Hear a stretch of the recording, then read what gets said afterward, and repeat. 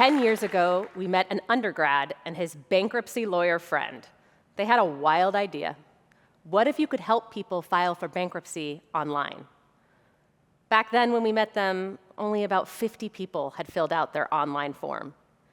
Today, Upsolve's AI paralegal has helped erase over $1 billion in debt.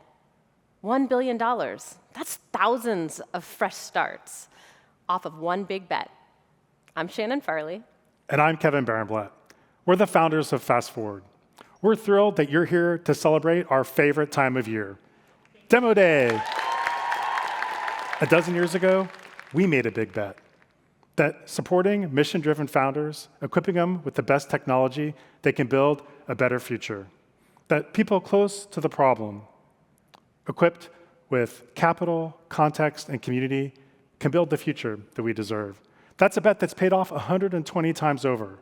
In fact, our portfolio has now impacted 415 million lives. We had AI in our portfolio back in 2015, back when it was called machine learning. The tools have changed, the mission hasn't. What's new is the magnitude of the opportunity.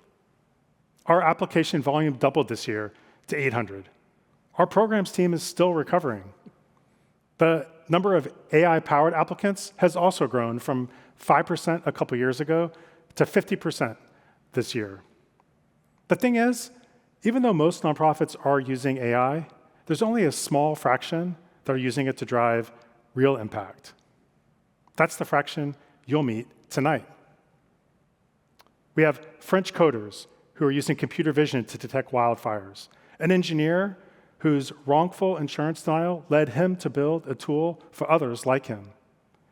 Tech Congress staffers who want to make our government more accessible to everyone. They're but a few of the inspiring founders you're about to meet. The last time tech moved this fast, it changed every institution on Earth. And that's happening again, right now. The only question is, who is shaping it? AI will be shaped by the builders and their backers. That's why we're launching a tool to help funders assess any nonprofit's AI proposal and back it with confidence, knowing it reflects a shared vision for responsibility, impact, and scale. The builders are here, the tools are ready, and the moment is now. You're not just an audience, you're the reason this works. These teams need you. We hope you join us in backing them. None of this would be possible without our incredible team and our partners. Thank you all for making this work. We want to give a special thank you to Bloomberg, our host. Bloomberg has been backing Fast Forward for 10 years. It's their long-term commitment to better tech for a better future that brings us together. Thank you, Bloomberg. Now, it's time for the show. Please join us in welcoming the 2026 cohort.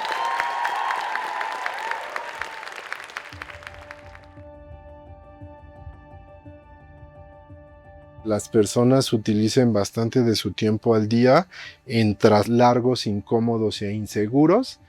La única forma de poder identificar las rutas de transporte público es preguntándole a las personas usuarias o parando una unidad de transporte público y preguntándole al operador. Muevetex es una aplicación intuitiva, sencilla y fácil de usar. Te enseña mínimo unas 5 alternativas de rutas que puedes tomar. El usuario puede identificar cuestiones relacionadas con la operación como cambio de ruta, congestionamiento o cuestiones de inseguridad. Muevetex sí ha ayudado a mejorar la vida de algunas personas en Toluca. En el contexto latinoamericano no hay información a las personas usuarias para poder entender y identificar cómo funciona su servicio de transporte público. Sin lugar a duda, Muevetex se podría replicar en muchas de las ciudades de México. Que tengamos un transporte público deficiente es una cuestión de normalización. La población en general merece tener mejores sistemas de transporte.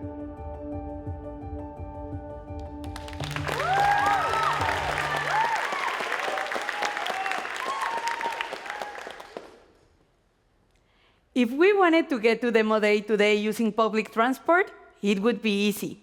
Google Maps shows us which lines exist and when the next bus will arrive. In Mexico, that's only possible in a couple cities. Mexico City, the tourist destinations, but in the city where I'm from, it literally doesn't exist. We don't have municipal transportation. We do have buses, but they run independently. If you want to get somewhere, you stand on the middle of the street, you raise your hand, and you pray at the bus stops. To figure out where the bus is going, you have to ask other passengers or the driver. I live this every day, spending up to 4 hours commuting to and from university. And just when I thought I knew my route, the bus would change directions or simply not show up.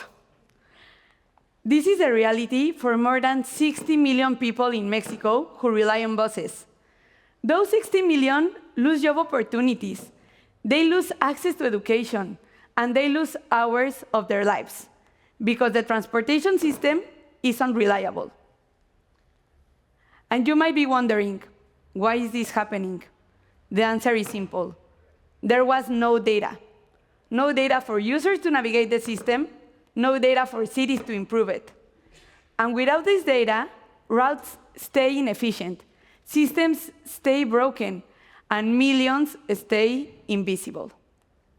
That's why I built Muevetex, to digitize transportation systems in cities where no official data exists, which, by the way, is most cities of the world.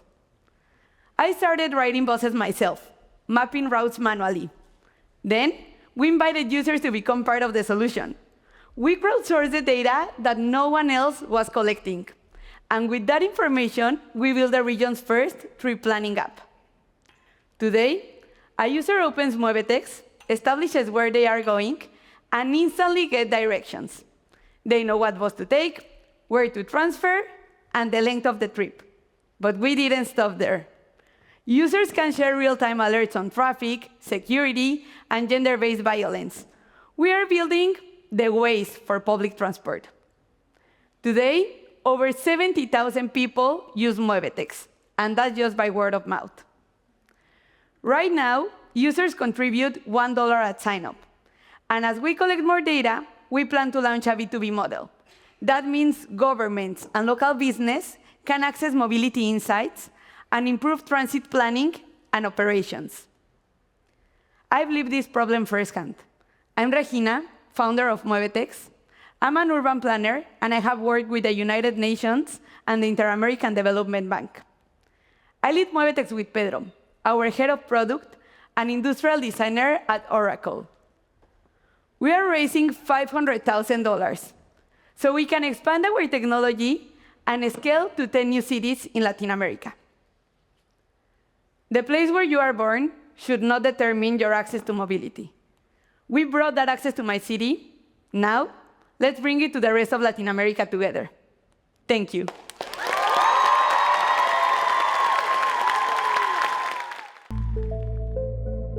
We are in a state of many climate crises, and we're constantly putting little fires out. And if students don't develop environmental awareness early on, then we risk raising generations of people that are not connected to the very systems that sustain their lives.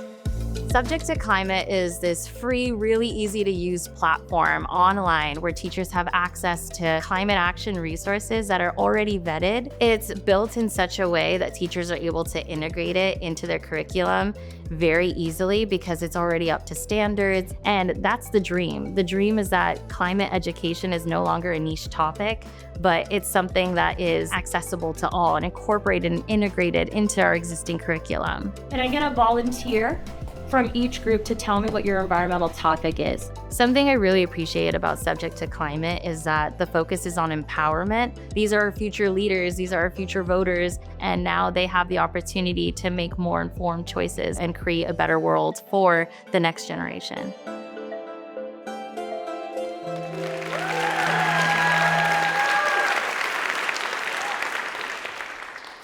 I'm Margaret, the co-founder of Subject to Climate. We activate young people to learn about our planet and take action to protect it. I I started my career as a teacher, and the majority of my students believed humanity was doomed. They'd ask me, will there even be a future for us? 85% of young people are anxious about the climate. But this is a population ripe for civic engagement. They share concerns about this issue. They're legally required to go to school. And when they learn about climate, they take action. Research shows that climate education can cut more emissions than EVs. But most teachers do not teach about climate. Their curriculum is full, and they don't have time. That's why we created Subject to Climate, an online platform for all K-12 educators. A 7th grade math teacher enters her grade, subject, and something she'll teach tomorrow. Instantly, resources appear aligned to state standards, all vetted by scientists and educators. She finds the perfect lesson and clicks Localize to get solar data for her students' community. Students use algebra to calculate peak sun hours, and then they decide, could their homes run on solar panels? In an independent university study, we've actually seen these students influence their families' energy choices. We also saw that when teachers use our materials, students gain knowledge, feel more hopeful, and change their behaviors. The most exciting thing is that their willingness to engage in civic action doubles. And we have resources for every subject and every grade level, from kindergarten to high school humanities. That's climate action embedded in what teachers already teach. Since 2021, when we launched, we've reached over 1.5 million visitors.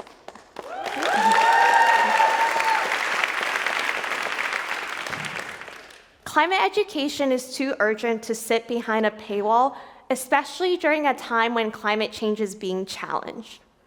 Philanthropy funds us so that teachers never pay. And because all our materials are free, it can reach every student. Beyond schools, trusted organizations worldwide share our work. I've been a teacher, I've worked in ed tech.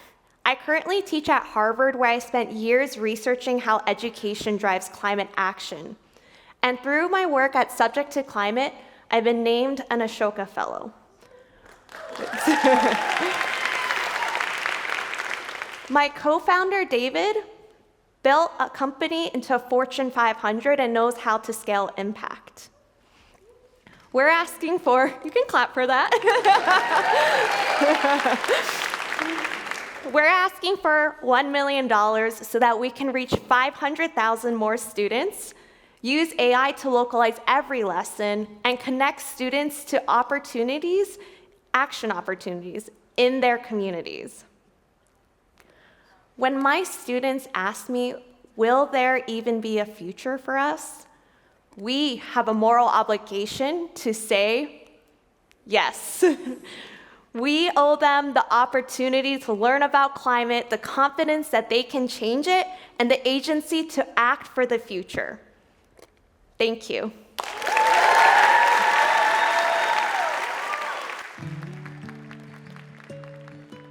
Growing up as a child, my family relied on food stamps, and I knew that I wanted to work in an area that was advancing SNAP and basic needs for students.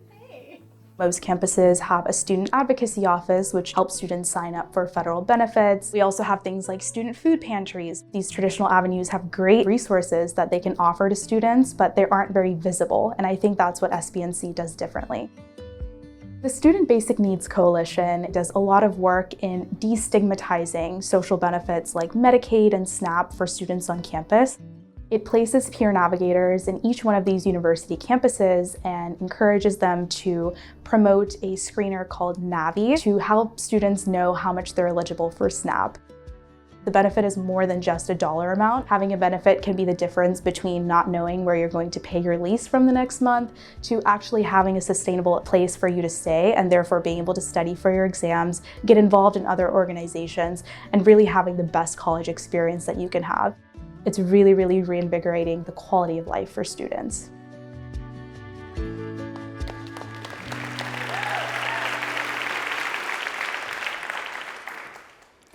When I was in college, I worked 3 jobs. Even then, I sometimes skipped meals to make ends meet.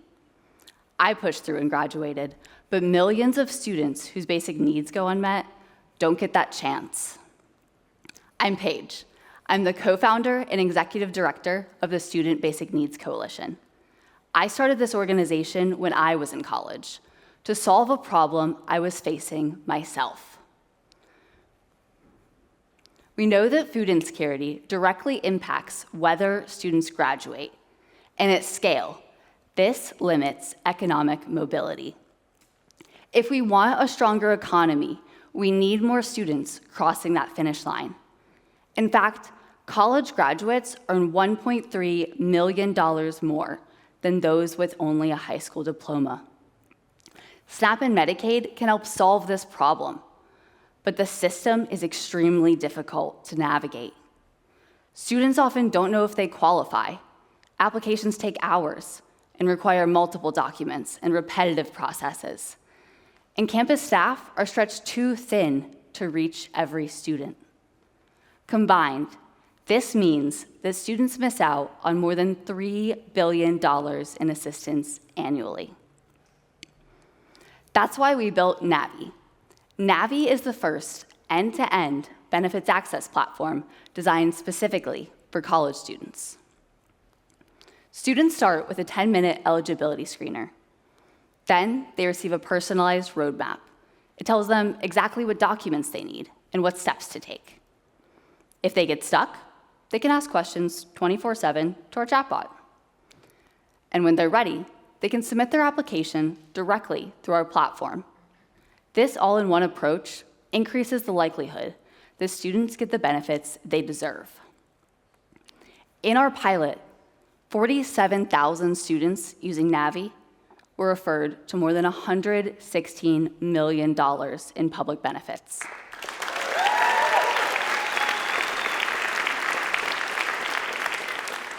And that was just in 1 year. Currently, we work with more than 100 colleges and universities nationwide. When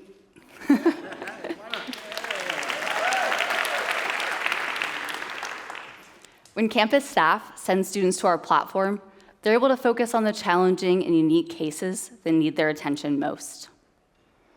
In 2024, I committed to solving this problem full-time.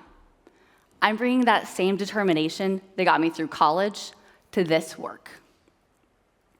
Now, we're ready to scale, and we're building a powerhouse team to do it. Our founding engineer built an edtech platform that served tens of thousands of students. And our COO helped build the systems that scaled Merit America. Together, we are positioned to expand. Our pilot phase was supported by funders like GitLab Foundation, Draper Richards Kaplan, and Annie Casey Foundation. Now, we're raising $1 million to build the systems we need to scale and connect students to hundreds of millions more in resources. This is about more than just access to food.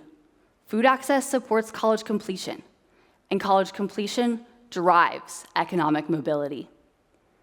Students should not have to choose between graduating and their next meal, but together, we can close that gap. Thank you.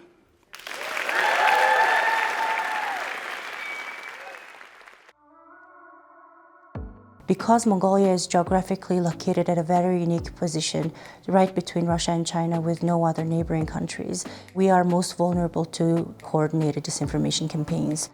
Nest Center is doing whatever we can, monitoring the social media platforms. We're monitoring how public conversation is happening, whether it is organic people expressing themselves or whether it's manipulation or coordinated disinformation campaigns. SimPPL is a nonprofit organization whose tool Arbiter is very useful for us. As a journalist or a fact checker, it allows us to combat disinformation more effectively and also identify certain narratives that are building and come up with counter narratives in a timely manner. We are fighting with very powerful people who have the resources to produce large-scale disinformation. Combating that kind of power without a tool like Arbiter is ultimately impossible.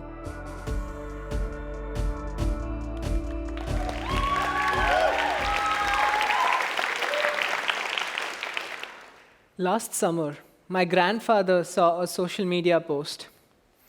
It said he could become a millionaire if he invested in this quantum AI crypto product. Many of you heard similar stories. I can already hear this here. My grandfather heard from multiple social media accounts saying they got massive returns. So he recruited 10 of his friends to invest too. Unsurprisingly, they all got scammed. But who was behind all these social media accounts trying to manipulate our decisions? Made-up news floods social media every single day. It shapes public health decisions. It runs scams. It even sways elections. Journalists used to be our first line of defense. But in the last 2 decades, almost 3,000 US newsrooms have shut down. And social media is filling this information gap. By the time a journalist can trace these made-up claims across multiple social media platforms, the harms are already done. Society is left polarized, and the accounts behind it have disappeared. My name is Swapnil. I co-founded SimPPL so we can help journalists show you what is shaping your social feed before it shapes your views. Our AI platform, Arbiter, collects public conversations across multiple social media platforms like X, Meta, and YouTube. A journalist asks a question. Show me the network of accounts promoting fake crypto products. Then, Arbiter's AI agents get to work. They trace these conversations to produce an investigative trail across 9 global social media platforms across 50 languages. What used to take a journalist months, with Arbiter, they can do in minutes. Journalists in Bangladesh used Arbiter to document harassment of minorities. Their reporting got featured in national news, and soon after, Meta took down threat actors reaching 100 million views. Journalists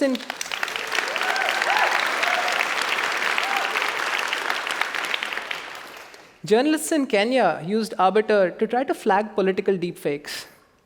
Turns out they could do this faster than YouTube's own labeling algorithms on many occasions. Investigations on Arbiter can be replicated in different languages and countries at the click of a button. I got my PhD at NYU and my postdoc at MIT. I shipped AI algorithms at X with Adobe and with Meta. My co-founder, Dara Mungra, is a senior data scientist, formerly at Bombora and from NYU. We've published research at top machine learning conferences, including with research leaders at Anthropic. We are a nonprofit. Civil society and larger newsrooms pay us a subscription fee. This revenue helps us subsidize access to the independent journalists who need our product the most. We're raising $1 million to scale. That money today helps us equip 50 newsrooms with Arbiter tomorrow. My grandfather deserved better. So does everyone in this room and everyone in the world using social media. Our product helps show you what's shaping your feed before it shapes your views. Come join us. Become the arbiters of truth. Thank you.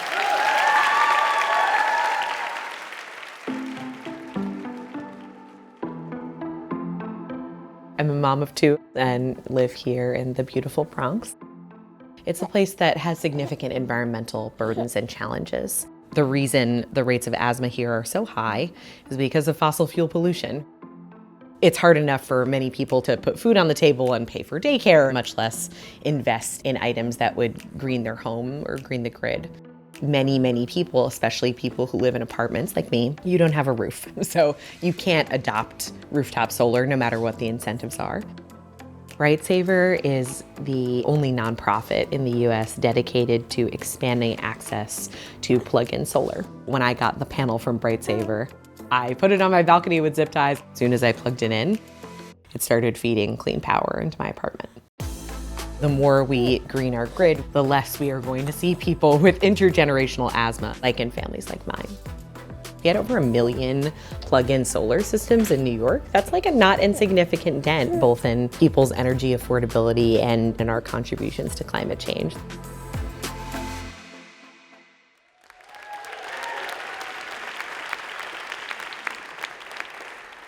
I'm Cora Stryker, co-founder of BrightSaver.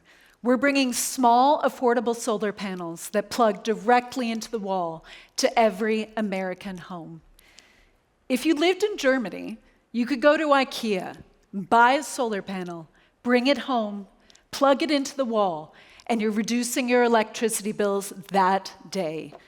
4 million German households have them. They're an appliance, like a toaster or a microwave. So, why can't we buy them at IKEA here? Here's the truth about solar in America. 70% of Americans can't get it. Not because they don't want it, because they're a renter, because they live in apartments, because they just can't afford it. That is what BrightSaver is fixing. We are not manufacturing balcony solar units. We are removing the barriers that make the market for balcony solar in this country broken. Most states have no regulatory pathway for solar that plugs into the wall. The technology has outpaced the regulations. Working with advocates across 35 states, we are driving the regulatory change that has already started opening up the market. At the same time, we sell balcony solar units. Customers who have no other option for solar can start saving on their electricity bills the moment they plug it in. My co-founder, Kevin Chu, founded Kabam, the mobile gaming company. My co-founder, Rupert Mayer, is a climate tech entrepreneur. I am a serial founder of social enterprises, mostly in the climate space.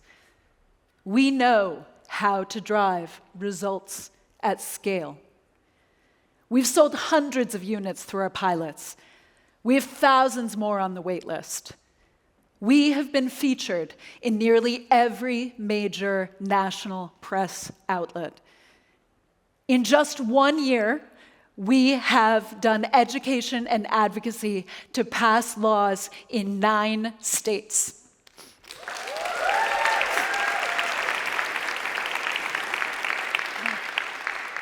And if you look carefully, this map says 8 states because we made this slide deck yesterday.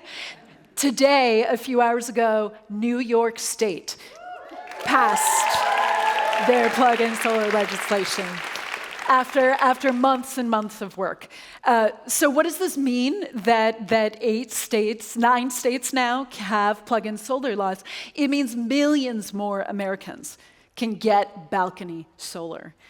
We can do this in 5 more states for $800,000 in philanthropic capital. At the same time, we're exploring a $2 million program-related investment. This will cover 5,000 balcony solar units. We will then sell them below market to households that still can't afford them. We're BrightSaver. We are enabling the balcony solar market to solve the energy affordability crisis and the climate crisis at the same time. Come see us at our table. We have an actual balcony solar unit. You can see what these are. Thank you.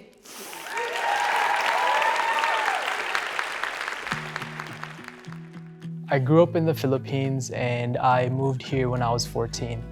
After I graduated high school, I had really no clue of any career options besides becoming a nurse or joining the military. And I really wasn't resonating with any of that. So the Ambition app gave me access to many opportunities and exposed me to a lot of different career options. I got a pretty good understanding of marketing, and from there, I was able to just build my LinkedIn portfolio and started preparing for interviews, sent my applications out, and now I'm currently working as a social media content manager, and I really like this job that I have. I get to use my creativity, my brain. It's something that I'm pretty passionate about. I don't think none of that would have been possible if I just followed the traditional path. You know, there's so many possibilities.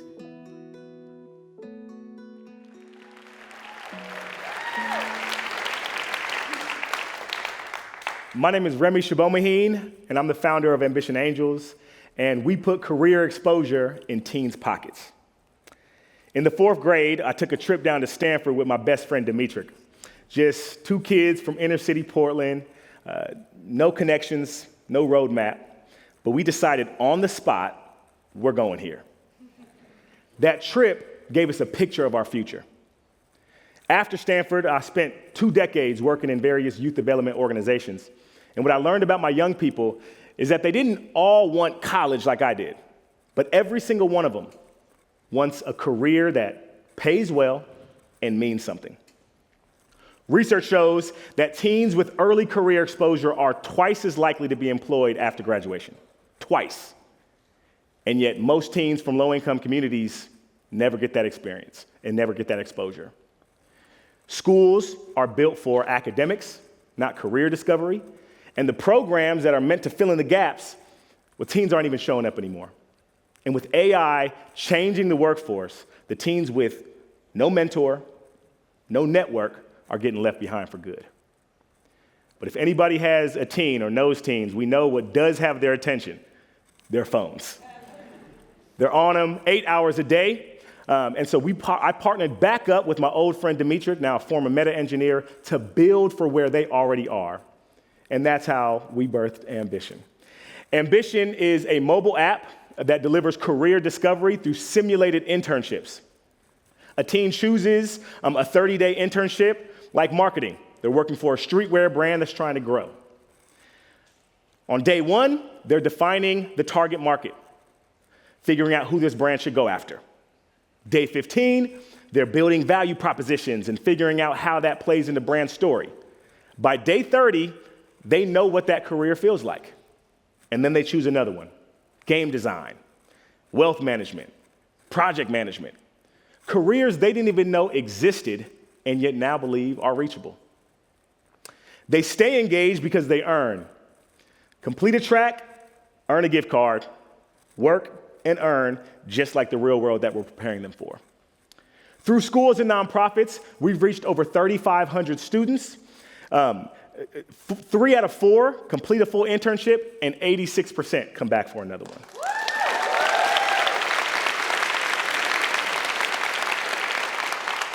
The infrastructure is built. Schools and nonprofits get a dashboard to follow along with progress and to guide real career conversations.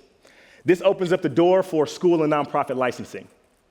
Our corporate partners fund us for employee engagement opportunities and to ensure that their careers are featured on our platform. We're raising $500,000 to build out our AI content library and to reach our next 10,000 teens. When I was in the 4th grade, I got the type of exposure that changed my life. There are millions of teens nationwide who never get that moment, but they do have a phone in their pocket and they want direction. We built that, and we want you to help us put it in every pocket. Thank you.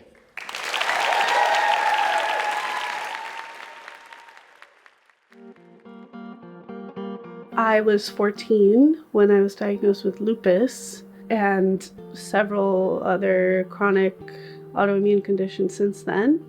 I got a couple of letters from the insurer saying that they were not going to pay for that service. We were looking at about a year's salary worth of medical bills if we didn't figure out a way to get the insurance to pay for it. Health Access Innovation is an organization that helps people respond to wrongful denials by their insurance. when I was able to get access to this support, I suddenly had somewhere to channel my energy. And that fight was way harder than I could have anticipated, but at least I was given the tools to do something about it. I was amazed that there were people willing to do that for me for free.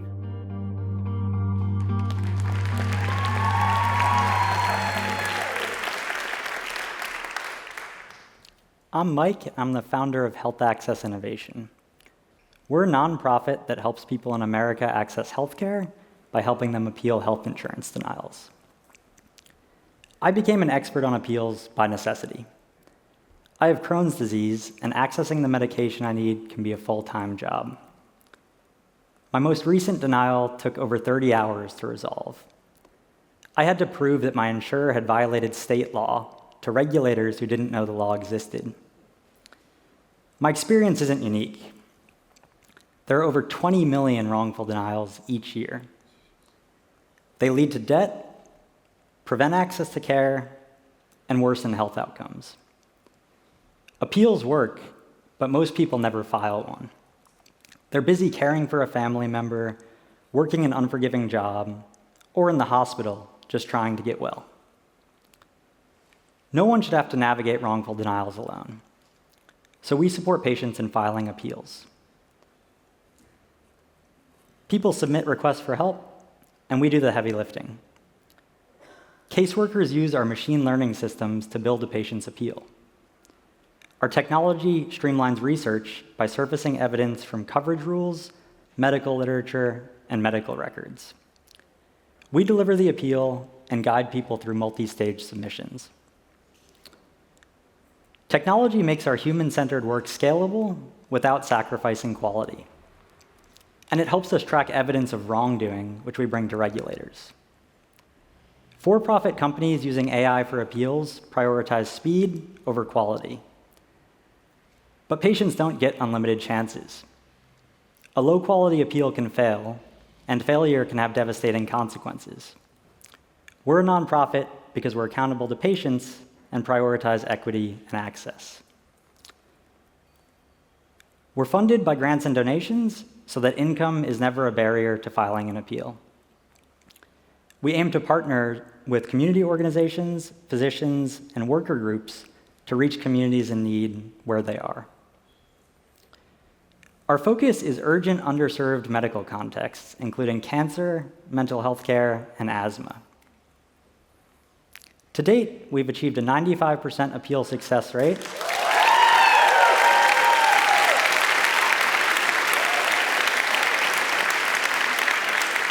And recovered $850,000 with almost no funding. Most importantly, we've helped many people access care they wouldn't have otherwise.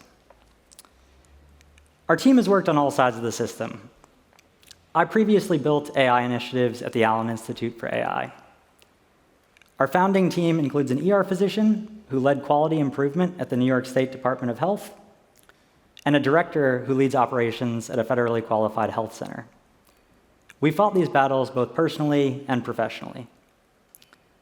We're raising $500,000 to recover $5 million annually. Along the way, we'll generate the data policymakers need to drive reform. Our work isn't just about denials and appeals. It's about access to healthcare when people are at their most vulnerable. Join us in pursuing a more just system. Thank you.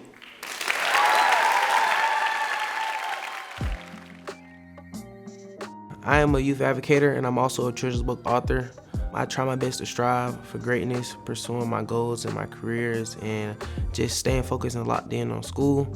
Growing up, I loved science, but I felt as though I didn't have all of the right resources in order to excel. The way that I studied before culturally relevant science was that I didn't. Unfortunately, I didn't have really no strategies, no videos, no formulas, anything to study with. With culturally relevant science, the curriculum is presented in a way where it's easier for us to understand. With it being easier for us to understand, we're able to get better at it, and it builds confidence in us to pursue science careers. They gave us a lot of different resources such as notes, slideshows, videos that we use in order to perform well. They're able to give us a better experience by sharing information at our level. Culturally relevant science has inspired me to continue my science journey. I plan to major in kinesiology and study to become a sports medicine physician.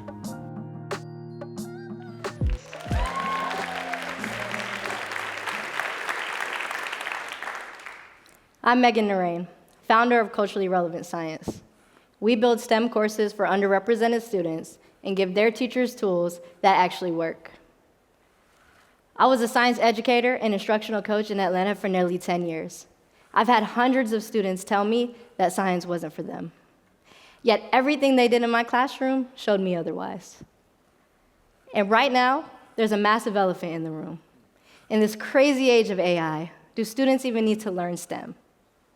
Of course, the teacher in me screams yes. AI can generate answers, but without a strong foundation, we're positioning students to consume tech and not shape it. In the United States, only 30% of Black students are proficient in STEM. That means 70% get labeled behind. Those labels go on to shape their identity, their access, and their opportunity. At the same time, their teachers experience higher turnover rates, adding yet another barrier for strong instruction to last. This is why I built CRSci, a teacher-facing platform that delivers ready-made courses in AI-powered instructional coaching. Teachers log in, and everything is there. Lesson plans, slides, assessments, activities. They navigate to their topic, they download their materials, and they use our AI assistant for implementation support. There's no scrambling, there's no guesswork, just standards-aligned lessons that make rigorous science feel relevant and accessible.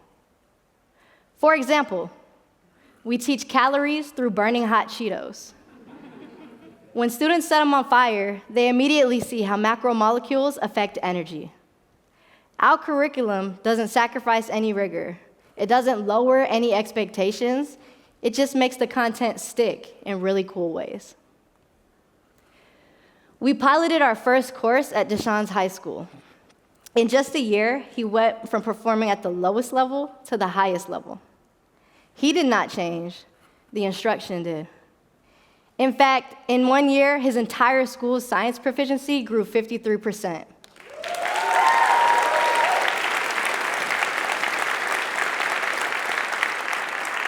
And during that same year, teacher retention hit 100% for the first time in nearly a decade.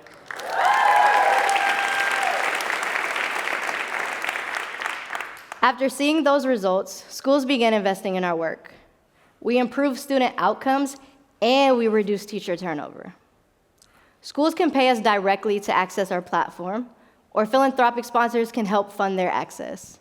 This keeps our model equitable, as well as allows us to generate revenue. I began my journey in education through Teach for America. Along the way, I became a National Science Foundation Fellow, and right now, I'm a current doc student at Georgia State University. I've assembled a team of mission-driven educators and technology experts to help me scale, and our early supporters include Microsoft, MIT Solve, and Camelback Ventures. Right now, we're raising $500K to expand CRSci in Atlanta and beyond, delivering an all-in-one STEM platform that fills two major gaps: fully ready curriculum and AI-powered instructional coaching, all for a fraction of the cost of what schools pay now.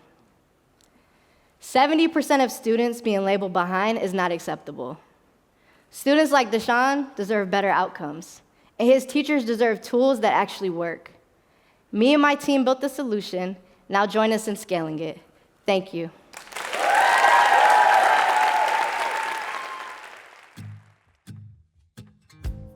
La caserne des sapeurs-pompiers de Fontainebleau est implantée au milieu d'un massif forestier de 22 000 hectares qui est classé au patrimoine mondial de l'UNESCO.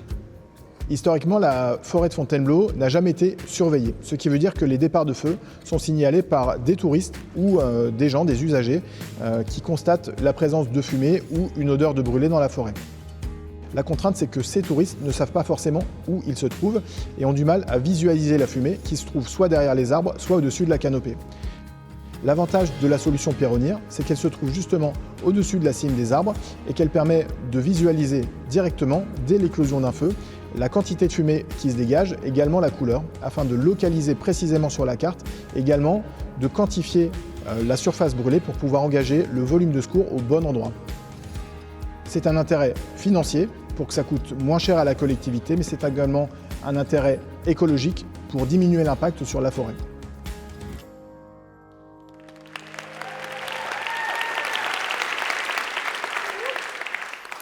Hello, I'm Matteo, co-founder of Pioneer. We build open source technology for early wildfire detection.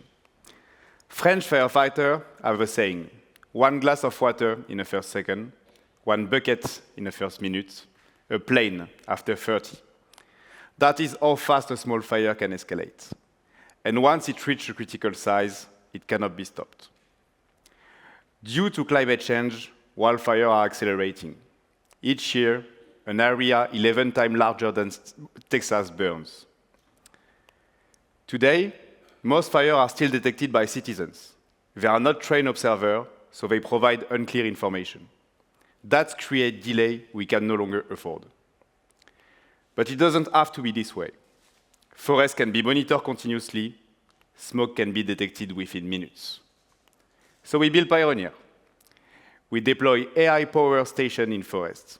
Each station combines cameras and a computer the size of a credit card. Our embedded AI model continuously analyzes images directly on site. When smoke appears, Pioneer detects it under 5 minutes. Precise coordinates and images are instantly sent to firefighters. We have already deployed over 50 stations and detected over 500 fires.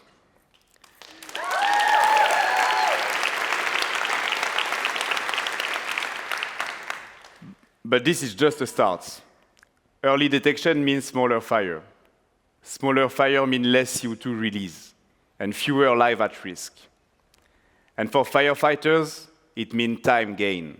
That time is the difference from a controllable fire to a national emergency. That's why firefighters need early detection. Unfortunately, wildfire seasons are getting longer, but their budgets are not. So Pioneer makes early detection affordable. Fire departments fund deployment and maintenance of Pioneer stations. Philanthropy supports research and expansion. In 2018, computer vision reached a turning point. Early wildfire detection became technically possible. But technology alone is not enough. It needed the right people: a climate advocate, a YC founder, a Brazilian researcher, a data and design CEO, and a computer vision engineer. That was the spark. Pioneer started as an idea on GitHub. Then others joined. An idea became a working solution. It's open source for a reason. Wildfires are everywhere. No single organization can solve this alone. Anyone can deploy Pioneer. Anyone can deploy Pioneer, so it spreads faster. Anyone can improve Pioneer, so it evolves faster. Today, Pioneer is built by a community. Now we want to scale it. For that, we are raising $1 million to improve our AI for faster smoke detection, to deploy Pioneer in high-risk regions, and to grow a global community protecting forests. Wildfires are accelerating. Early detection must move faster. Let's build a global early warning network before the next fire starts. Thank you.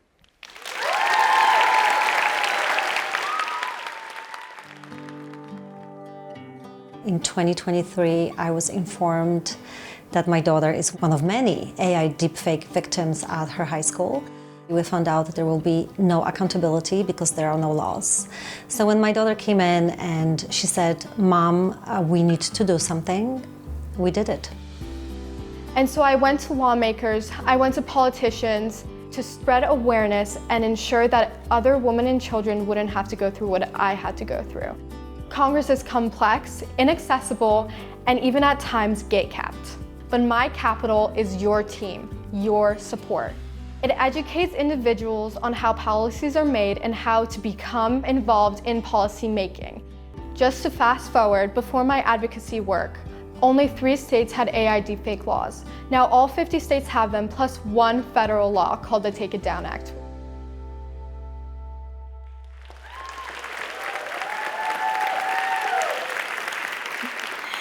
Hi everyone, I'm Julie Lynn, co-founder of MyCapitol. Congress can be a black box. Most people don't understand what's happening inside or how to make their voices heard. I used to work in Congress. I saw how policy actually gets made. A typical congressional office has about 10 legislative staff. These are the people who work with your representative on policy issues. They cover everything from housing to AI. No deep expertise, just a notebook and a packed calendar, which means a single meeting can decide your issue. Here's how that meeting usually goes. A lobbyist walks in prepared. They say, co-sponsor this bill, send this letter, vote yes. That meeting turns into action. Now compare that lobbyist to everyone else. When I was on the Hill, a group of parents came in to talk about online safety. They shared powerful stories, real fear, real urgency. But they didn't ask for anything. No bill, no letter, no next step. So nothing happened. That's the gap. It's not apathy. It's knowing what to ask for and how to ask for it. We want anyone to be able to walk into Congress as prepared as a lobbyist, with clarity, confidence, and a concrete ask. That's what we're building at MyCapitol. Think lobbyist tool, but for everyone else. You don't need 47 tabs open or 17 different websites to piece things together. With MyCapitol, you can instantly pull up an interactive network map connecting a bill, your member of Congress, the organizations lobbying them. And in seconds, you can see who influences the issue, who funds it, which bills matter, and exactly what action to ask for. Now let's go back to those parents that I met with. With MyCapitol, they could search kids' online safety, see the key bill moving in Congress, identify the representative on the relevant committee, and even use Billy, a built-in AI helper, to create a strategic advocacy plan. Yes, So instead of walking in with just a story, they walk in with a clear ask. Ask Rep. Smith to co-sponsor Bill X. Same meeting, completely different outcome. And it's not just advocates who can use our product. Former congressional staffers testing our product tell us, I wish I had this when I was in Congress. I mean, I also wish I had this when I was in Congress. It would have made my job easier. MyCapitol is closing the gap between power and participation. We launched earlier this month, and our user base is growing every day. Participation shouldn't depend on resources, so we make MyCapitol free for those who need it most, citizens and small nonprofits. For larger organizations and teams, we offer paid subscriptions with additional AI usage and collaboration features. I used to build products at Microsoft. My co-founder, Candace, worked at the National Security Agency and the Department of Health and Human Services. Our volunteer CTO and board member, Alex, works at Anthropic and helps us build with AI in a way that is effective and trustworthy. We all served in Congress through the Tech Congress Fellowship. Together, we are raising $750,000 to support early growth and product development. And by next year, anyone walking into a meeting in Congress can use MyCapitol to not just be heard, but turn their voice into action and shape our democracy.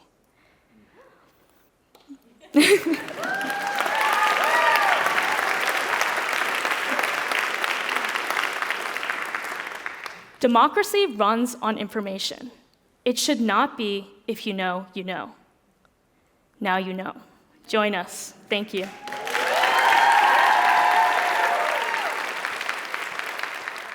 I mean, weren't those organizations incredible?